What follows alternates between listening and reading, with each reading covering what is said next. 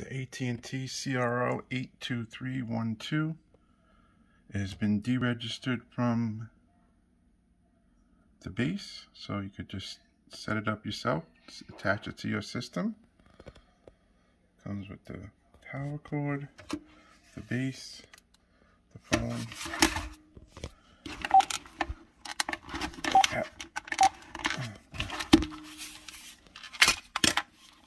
the batteries inside. There it is, CRL82312.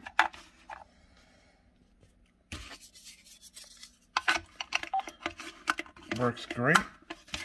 We just don't have a landline anymore. Don't really have use for it, but there it is. Some wear on them, but working great. See right there, it says to register.